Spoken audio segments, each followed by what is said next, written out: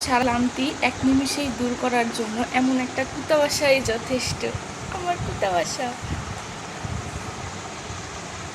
ও সব সময় এখানে একদম আমার বালিশে এসে ঘুমায়। এটাই তো সুখ। সারাদিন কষ্টের পর কাজ করার পর যখন ওর মুখটা আমি দেখি তখন আমি সব ক্লান্তি ভুলে যাই। মাশাল্লাহ না বলে যাবেন না। দেখেন ও কেমন মানুষের বাচ্চার মতো একদম আমার বালিশে মাথা দিয়ে শুয়ে আছে। ও জানে এটা ওর জায়গা। ও সারাদিন এখানেই শুয়ে থাকে, সারাদিন একদম আমাদের সাথে।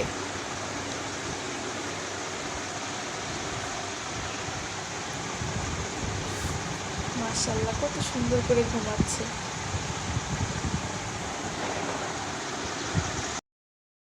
যে কোনো পরিস্থিতিতেই আমার ক্যাসপার ঘুমিয়ে যাইতে পারে।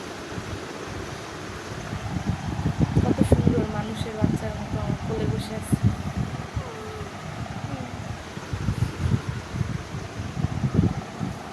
ঘুম আসে?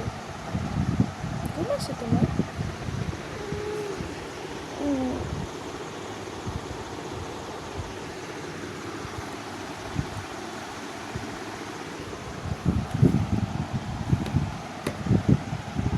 আপনাদের কার কার বাড়িতে এমন সুন্দর সুন্দর বিড়ালের বাচ্চা আছে, বা কে কে বিড়াল পালেন অবশ্যই আমাকে জানাবেন।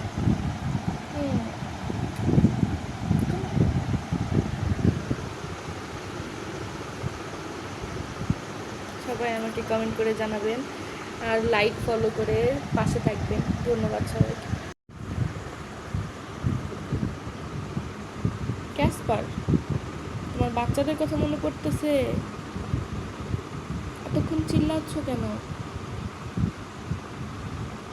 ওই যে কতক্ষণ থেকে চিল্লাইতেছে, বাচ্চাদেরকে খুঁজতেছে। এখন একটু ক্যামেরাটা ধরছি, ওর পাশে এসে বসছি, এখন একটু চুপ করে আছে। দেখেন পুরাটা ঘর শুধু বাচ্চাদেরকে খুঁজতেছে। ক্যাসপার,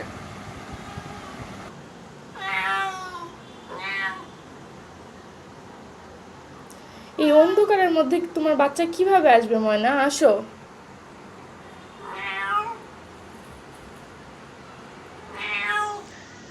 ফুলের টবের উপর, মানে এগুলা তো ওরা থাকতো, এগুলাতে পর্যন্ত উঠে খুঁজতেছে যে কোথাও আছে নাকি ওর বাচ্চা লুকায়। কোনো চিপা বাদ দিতেছে না। ঘরের যত কোনা চিপা চাপা সব জায়গায় বাচ্চাদেরকে শুধু খুঁজতেছে। আসলে মায়ের ভালোবাসা তো এমনই হয়। আসো। হ্যাঁ, আসতে নামো।